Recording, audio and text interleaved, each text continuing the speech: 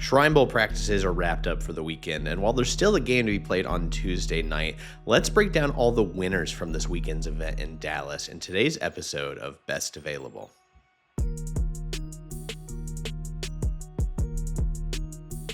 Thank you so much for watching today's episode. Make sure that you are subscribed on YouTube and follow us on socials at Best Available YT.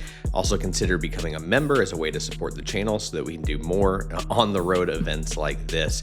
For those that keep commenting about the weather in Dallas, yes, my flight was canceled, so I'm stuck here for another day. But that just gave me some time to go through winners with you guys. So let's dive into those winners. We're going to go position by position to talk about players that stood out at these practices. I wanted to give you just a little bit of criteria. This is going to be heavily weighted on just what I've seen with my own eyes at practice, but that isn't the only factor here. I did make sure that I talked to, whether it was coaches, scouts, other media members, players, all of that, just to get a better idea of, who is standing out to certain people, to try to get a more full picture. Obviously, if you've ever been at one of these events, there's a lot going on one field. You only have, two eyeballs to watch as much as you can. So you wanted to get some other opinions from some other people. And I think that gave me a more clear picture, and kind of confirmed some stuff I was seeing throughout the week when I was trying to divide and conquer. So let's go ahead and dive into that, starting with quarterback. A very underwhelming week for the quarterbacks, and what that was kind of to be expected. None of these guys are top household names. Cade Klubnik might be the one that'll be drafted the earliest, but I'm not going to put all the blame on them for the struggles at practice. The offensive line, particularly on the East team, really struggled to keep clean pockets, made things a lot messier. And like I said, Klubnik's probably going to be the first guy to go, but as far as the guy that stood out to me all week, I'm going to go with Kansas's Jalon Daniels. He's definitely a shorter quarterback at 6 feet flat, but he's got some really good zip on the ball and some good mobility, and those traits showed up multiple times every day at practice.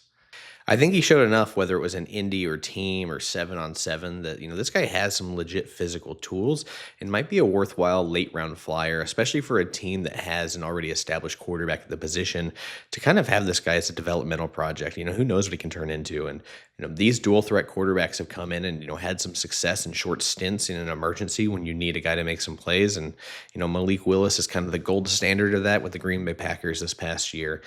So that's someone, I could see a potential path for Jalon Daniels. It was a really fun week from him. Like I know him from just watching Kansas games. I haven't graded him yet, but I think those tools had him stand out among this class of quarterbacks where, not a lot of guys had, the talent at least that Daniels had. Moving on to running back, it is so hard to evaluate running backs in practices where, full contact tackling isn't allowed. But Eli Heidenreich out of Navy is someone that consistently made plays, particularly in one-on-ones against linebackers, where he could show off that separation ability. And, that should be no surprise. Heidenreich is a Navy wide receiver who also played some running back. He might be one of the most unique skill players in this draft class. Not only is he Navy's all-time leading receiver, but he also had 1,100 rushing yards over 3 seasons with the midshipmen. And frankly, I don't know what his role is in the NFL, but what I do know is that someone's going to take a swing on him and try and figure it out because, the separation ability is clearly there. He's got some juice. He's clearly talented enough to play running back or wide receiver. I imagine he could embrace a special teams role. But there was even a specific catch he made near the sideline that just showed some of this athletic ability. I have no idea what to do with him, but like a more progressive, forward-thinking offensive coaching staff, might have a real role for him. And I'm very curious to see how that ends up. Some worthy candidates at wide receiver, but I'm going to go Dillon Bell. And this is mostly just because of the consistency. I thought he impressed me every day of practice I was there. And I think he dispelled a lot of notions about his game while in Dallas. This is a guy that's primarily viewed, at least in the context of the Georgia offense, as kind of a gadget player, an underneath guy, kind of a slot guy. But, what he did in one-on-ones, every day at practice really stood out to me because he showed to be a capable receiver downfield. His deep ball tracking and ability to haul in catches, over the shoulder, through contact really impressed me. That was something I really liked to see. And in my opinion, I think he was one of the most consistent wide receivers day in and day out. With his solid frame, I think scouts are going to notice that, and he, could potentially have a rotational role at the NFL level. I truthfully didn't know a whole lot about the tight end class heading into Shrine Bowl outside of Jack Endries out of Texas. But Corey Kinnan with Daft on Draft, who I got to meet this week, pointed out Dallen Bentley out of Utah. And so I went back to watch some of the practice from him and stuff like that. And, I can understand why people are pretty intrigued by this guy. He was one of the more fun Shrine Bowl prospects.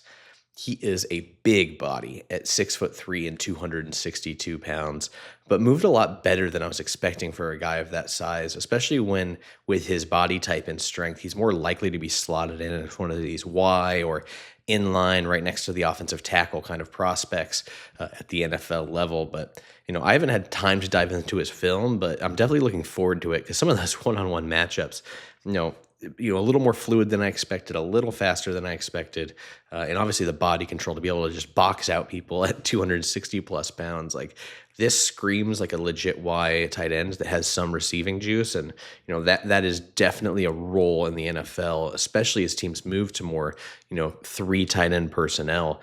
Bentley could be one of these guys that could see the field early as a rookie. If you thought I was only going to give you one offensive lineman, you're wrong. We are going to split them into interior guys and tackles, just so I can talk about a couple guys that stood out to me all week. Notre Dame tackle Aamil Wagner is one of my biggest winners of the week, mostly because I did not know much about him heading into the Shrine Bowl. But, he was so impressive in day one of practice. I went to turn on the tape, and I can see why this guy got an invite, why some of the buzz with scouts around the Shrine is that they are pretty high on him as a developmental guy, because I totally get it. This is a ball of clay. His tape shows some stuff he needs to work on, but man, the physical tools had him really standing out. 34 and 5/8 inch arms, 10 and a quarter inch hands on a frame that looks like it can continue to fill out. It's currently at 302 pounds, 6'5". But he moves remarkably well. The fluidity is definitely there. He can cover a lot of ground in his pass sets. And what I really like about him, especially, I think this was a great example we saw all week long. It's still not perfect technically, but when he does get beat around the edge, that arm length and just length in general, along with just being so fluid, allows him to just kind of turn and use that length to carry pass rushers around behind the pocket. And that kind of recovery can, really get him out of some bad situations. So as he continues to clean up his technique with this frame, this is a guide to me, and I feel very adamant about this after watching the film. I think this is a guy that can be a starting, left or right tackle at the NFL level. And that's another thing I appreciate at the Shrine Bowl. I really appreciated that he was very competitive in playing both left and right throughout the day at every practice. That screams a lot to me, swing tackle potential. I really think the right offensive line coach is going to turn this guy into a legit starter. And I'm going to keep pounding the table for that after watching him this week. On the interior, Duke's Brian Parker might have been the biggest winner at any position this weekend. A right tackle for the Duke Blue Devils, Parker came into the Shrine Bowl aware of his less than ideal length and embraced it by opting to exclusively play center this week. And let me tell you, in interviews and everything, he was extremely adamant. Like, I am going to play center. I am going to be an NFL center. Whether that's him or his agent just giving him, frankly, good advice, the fact that he embraced it is something scouts are going to love. And honestly, for a guy that hasn't played center since high school, I thought he crushed it. Besides, along with just having no ugly snaps or anything like that, he was consistently stonewalling some imposing nose tackles, shut off some good anchor. I thought he had some good footwork to mirror guys that were trying to go inside and out. A lot of the traits that, you want to see from a center. And I think there's a good chance that Parker is going to be the first player from the Shrine Bowl drafted. When you turn on the tape from him, it's funny because you're watching our right tackle, and it feels like a lot of the notes I at least had written down, a lot of his deficiencies are things that are definitely negated or at least lessened by moving inside to center. So I think that, is really promising. So after a good Shrine Bowl at center, I think a good combine could vault him into a conversation, at least in the back of the first round, just because there's not a lot of valuable centers in this class. And, it's a position of need for more than a few teams. Maybe he's not technically a first-round talent or a first-round grade, but I do think if he tests really well in Indianapolis, that's going to start becoming a conversation. I've got a wild name on the defensive line that you've probably not heard of before, but it's Southeast Louisiana's Kaleb Proctor. when you see small school and small guy, I mean, the dude is 6'1" and 275 pounds. You're not thinking much, but Proctor was absolutely cooking these offensive linemen this week. He was flying off the ball, showed some real burst and bend getting around, offensive linemen, while also having some respectful lower body strength. There's a couple days where they're doing these combo block drills where it's like one D lineman against two O linemen. So the O lineman can practice getting angles and reaches and how to climb. But the defensive lineman can work on like anchoring down, controlling gaps. And honestly, for a 275-pound guy, I thought Proctor was, doing a great job. And Proctor's not going to be for everyone. That frame is going to really write him off of a lot of boards. But I think for teams and defensive schemes that are looking for, gap penetrating, gap shooting, defensive linemen, keep thinking about like Jim Schwartz. I think that their coaching staffs will be really bothering their scouting department. Like, hey, day 3, I really want to take a look at Proctor because he just dominated. Like, he really dominated these one-on-ones more than any of these interior guys did. And, like, obviously being lighter helps, but I was not expecting the quickness and intensity that he brought, especially as a small school kid. As far as all the small school kids, there were a few of them, like, Louisiana linebacker Duggar, but Proctor's the big winner to me. Like, I just loved that juice he brought on practice days. Edge was easily the toughest position for me to pick a name on this video for.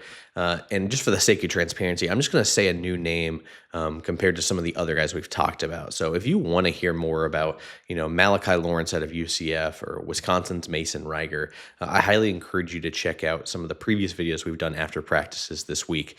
But I wanted to make sure I just gave a different name just because, it's really tough to pick one. And I just wanted to highlight someone else we haven't talked about while we've been down here in Dallas, and that's Duke's Wesley Williams. Williams came in at 6'3" and 251 pounds, and frankly, he looked like he shed a bit of weight from his college tape. I believe he was listed at something like 260, 265 at Duke.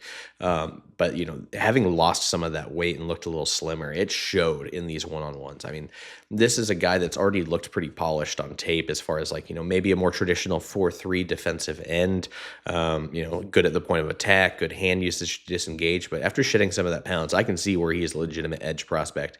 Had a lot of counter moves at his bag, always keeping blockers guessing in one-on-ones. And then when it came to playing the run, just really effective getting extended at the point of attack. Like, this is a 3-down player to me. I don't know if he's a starting caliber edge right away, but this is someone like if we need to give our starters a breather or a spell, and then we have that second set of, rotational edges. This is someone I trust to be out there regardless of the situation, whether it's a passing or running down. And I thought this practice showed that, kind of made life difficult for the offense in team periods, got some real pressures in one-on-ones like this. This is a guy that, had a really, really strong week, and I wanted to make sure we highlighted him, especially since we've talked about some of these other edges that really stood out during the week. A few linebackers had good weeks, but the guy that I just fell in love with, and is someone I already had liked his tape before, but Texas A&M's Taurean York brought intensity and competitive toughness and just a great mentality to every practice. This is a man that was relentless all week and not afraid to pop pads, whether it was bullying running backs in pass pro or triggering downhill in team periods. For a guy that, size has been his biggest knock, heading into this pre-draft process, came in at 5'10", 232 pounds. But I strongly feel like he makes up for that limited frame with the way that he's wired. I don't think anyone came in with the competitive juice that, York brought at the linebacker position. And that showed up on tape as well. I feel like he's going to be an effective NFL player. I don't know what that role is. I don't know if it's special teams or defense. I just feel like if he can land in the right situation with the way he's wired and how physical he is, how explosive he has a lot of traits that I really like for a linebacker, even if he's not the biggest guy. I cannot wait to see where he ends up because I think in the right situation, he could have an impact right away as a rookie. NC State cornerback Devon Marshall wasn't a name that I knew heading into the Shrine Bowl, but it's one I won't forget for the rest of the draft process. While he sat out of Saturday's practice, the first 2 days showed that this guy just has a ton of grit. He's a physical corner that can get burned at times, but his effort, physicality, and recovery speed consistently get him back into position to make plays on the ball. Something that no one else was really able to do in Dallas consistently all week. Some of these guys were sticky and made good plays, but at times when guys were beat, I don't think anyone else was able to recover the way that Marshall did. even when I went back to the hotel to turn on his tape, those were recurring themes on his film. Like, yeah, this is a aggressive, not perfect corner that can be a bit grabby, can get caught flat-footed. But the way he's wired and that competitive toughness, he's never going to quit on a play where he gets burnt. He consistently has that recovery speed to get back, and something that he's really good at is attacking that catch point, even when his back is turned to the quarterback, to time up his hands or punch to get that ball out as soon as it falls into the wide receiver's hands. Forced a lot of PBUs that way this season, and I'm very impressed with that. It's a little bit of a riskier guy that, yeah, he's going to get got more. He's going to get got, but he's also going to get his. And I just thought that really showed up all week at the Shrine Bowl. And I do want to make sure I add this little note, but, I also saw more than a few scouts come up to him during Sunday's practice, even though he was not practicing. So I think that tells me that I'm not the only person that came away impressed from his tape, because when I see scouts coming up to a player during practice to talk to him, it's clear I was not the only one impressed. Wrapping up at safety, we'll talk about a guy who stood out for myself and people I spoke with at the safety position, and that is Texas Tech's Cole Wisniewski. For clarification, we had talked about him, I believe, on day one. There was a typo on his listed weight, but he is just a tick under 6'1" and about 215 pounds with over 31-inch arms, and that size and length just really stood out to me all week. He moves really well at that size, sticking to receivers in coverage or triggering downhill and run support. I think his physical tools and versatility should have him garner more interest after a strong showing at the Shrine Bowl. He did not get a lot of attention in Texas Tech's defense. Like, I don't want to blame anyone. You've got, David Bailey, Romello Height, Jacob Rodriguez, Lee Hunter, and he's just on that back end. I'm sure his life was a bit easier playing behind so many talented front seven guys. But that being said, like, I can see where there's a role with his physical tools and length and, movement skills that he can be kind of this versatile chess piece for a defense. And even if that's not as a starter, but being able to fill in at multiple spots, that'll work for me. I think he will have a really strong shot at being a day 3 pick. That'll do it from here in Shrine Bowl. I've got to figure out what to do with the rest of my day since my flight's been canceled. But I do want to end this video by giving a sincere thank you to everyone who's been watching this channel. We've had, I think, our craziest weekend as far as support and attention and engagement and all of that this week by being down here. So you guys have absolutely made this trip worth it. It was kind of a big swing to, as a new channel that's kind of balling on a budget to come out here. Just the support's been overwhelming, so I want to make sure I give a sincere thank you to everyone that's watching. And if you've made it this far, please subscribe, consider becoming a member. Like I said, becoming a member will be a way to support this channel. You'll get full access to my draft big board. You'll get exclusive some interviews that I was able to film before my schedule got crazy down here. And we'll have some exclusive content for you throughout the offseason and pre-draft process. So again, thank you so much for supporting the channel. We will be back on Wednesday, hopefully, as long as I can get back to Indianapolis. I think it's time for another mock draft. Let's do a mock. I'm all fired up about the draft since being down here. Thank you so much for watching, and we will hopefully see you on Wednesday.